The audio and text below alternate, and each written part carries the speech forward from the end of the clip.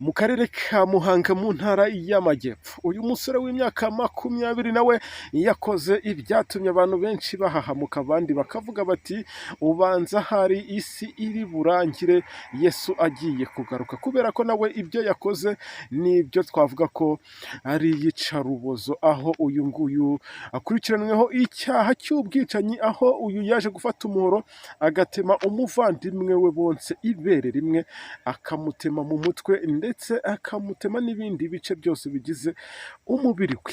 Murumva aho isi igeze, murumva ko ibi ngibi biteye ubwoba ndetse harimo n'ubugome bw'indengakamere, kuko nuza kumva icyo yamuzizaga biraza kugutera agahinda. Bana nanjye YouTube channel ya yindi ni Subiza TV, kora subscribe cyangwa se abone, tujye turushaho kwibanira muri aya makuru tugutegurira buri uko bwije nuko bukeye. Ijwi ryo ni rya wa muhungu wanyu uhora ubifuriza ibyiza. Nge murabizi ko nta mutima mubi ngira habe na gato. Ibitekerezo byanyu ni ingenzi, ndetse mugende mu likinga n'iyi nkuru kugira ngo irusheho kugenda igera ku bantu benshi. Nizera ko mwese mumeze neza, abatameze neza ndabasabira kuza kumera neza, kubera ko twese tuba tugomba kuba dufite amahoro atangwa n'Uwiteka. Ntabwo turi butinde, gahunda ni yayindi, nukuza turasa ku ntego cyangwa ku ngingo tugakomeza, kuko igihe kirahenda. Ubushinjacyaha bw'urwego rwisumbuye rwa Muhanga bukurikiranye cyangwa se buri kugenda bushinja uyu musore, kavuga ko bukurikiranye uyu musore w'imyaka 20 y'amavuko wishe umuvandimwe we bavukana bonse ibere rimwe, uri mu kigero cy'imyaka 22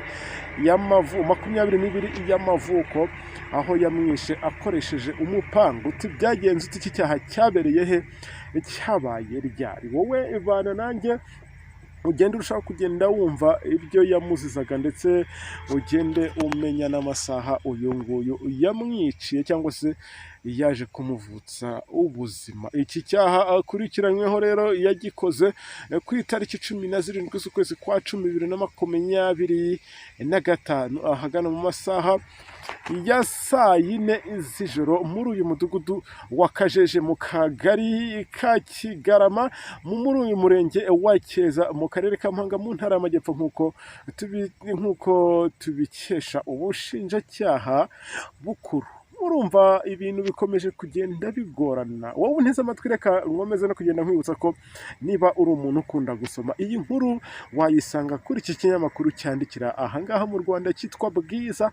Ubwo ibi ngibi nkunda kubigarukaho cyane, aba ari ukugira ngo wowe ukunda kubana nanjye mu makuru tukugezaho buri uko bwije nuko bukeye, ujye urushaho kugenda umenya neza ko amakuru mba nakuzaniye aba yizewe 100%. Gahunda ntabwo ari ugushaka views, ahubwo ni ukugenda mbabwira bya bindi mutabashije kumenya neza. Ngira ngo uyu munsi niba turi mu kwezi kwa 11 ku itariki 4, iki cyaha kikaba cyarakozwe ejo bundi ku itariki 17 z'ukwezi kwa 10 2025, hagana mu masaha ya saa 4 z'ijoro.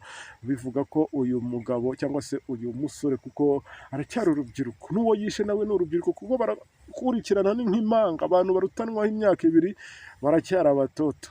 Ngaho ibaze rero niba umwana nk'uyu nguyu mu mutwe ahita atekereza kwica umuntu kandi agahita abikora ko kamwanya. Ni ibintu biteye ubwoba, ndetse ni n'ibintu bihangayikishije isi, kuko ushobora kugera mu magororero cyangwa se mu magereza agiye atandukanye. Reka mvuge wenda amasitations hamwe baba bakiri bategereje kujya mu nkiko cyangwa se muri pariki, uganire nabo wakumirwa. Abenshi baba barisha abantu, abandi barakoze ibyo byaha bigiye bitandukanye, ukibaza kubera iki ibi ngibi bitabagaho kuva kera kose. Yego si uko bitabagaho, ariko urebye ikigero bigezeho kuri ubu ngubu ni ibintu biteye ubwoba. Ariko kandi bivugwa ko uyu musore ngo yahengereye uyu muvandimwe we aryamye mu cyumba bari bagabwe bararamo, akaza gufata umuhoro utyaye neza cyane ukiri mushyashya,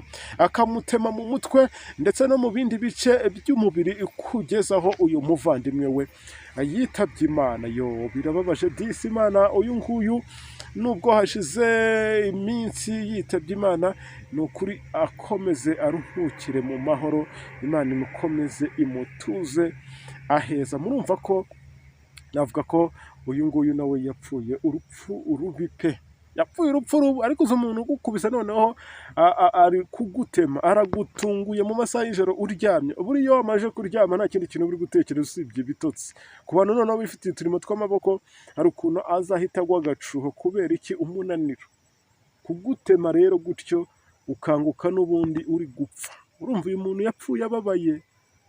Ni ukuri wahemukiye bro wawe, iki cyaha uzakicuze, ubwo nawe nyine gahunda ni ukugufunga burundu, kuko niko itegeko ribiteganya. Uko uyu mwicanyi cyangwa se uyu rero amaze kwica umuvandimwe we, nawe ngo yagerageje kwiyahura. Wumvaho ukuntu icyaha cyangwa se amaraso y'umuntu ari mabi, aragukurikirana. Yamaje kubona ko akoze amarorerwa cyangwa se akoze ishyano, aravuga ati n'ubundi nanjye ntacyo ndamira, reka mve kuri iyi si. Ariko uyu nguyu yagerageje kwiyahura biranga, ntiyapfa, ndetse mu ibazwa rye yemera ko yishe umuvandimwe we. Rwose ntabwo uyu nguyu abica ku ruhande, nta nubwo abihakana. Yasobanuye ko ngo yabitewe n'uko ababyeyi babo bakundaga uwo muvandimwe we kumurusha. Ngaho ibaze icyo kintu kigatuma noneho umuvutsa n'ubuzima.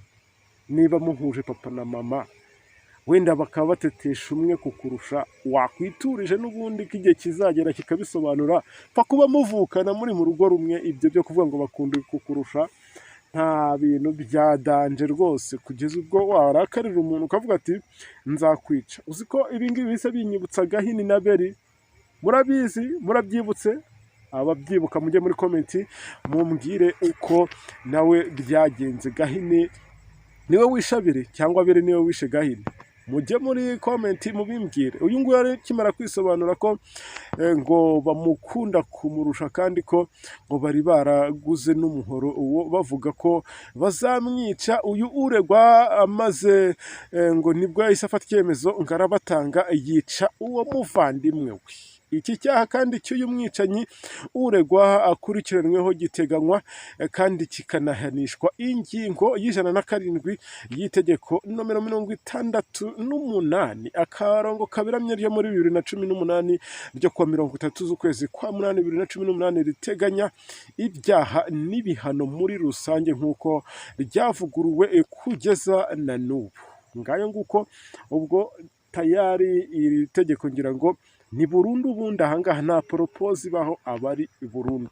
Niba afite imyaka 20, ubwo ubundi buzima busigaye bwose ni muri gereza. Reka dukomeze twifurize iruhuko ridashira umuvandimwe we uyu. Nawe ubwo ntekereza ko bagenzi be bagomba kugenda bamukuraho amasomo agiye atandukanye, cyane ko niyo wagirana n'umuntu amakimbirane, amategeko arahari. Ubonye ari kukubangamira cyangwa se ari kuguhotera, jya kumureka, ureke guserera nawe. Ngayo nguko ibyaha ngaha i Muhanga mu ntara y'Amajyepfo. Reka mbashimire kandi babwire ko mbakunda, tuze no gusubira mu makuru yacu ari imbere, kuko amakuru yo tuyafite menshi ntago ajya ashirayo. Mwakoze kuntega amatwi, Imana ibahe umugisha. Ciao ciao.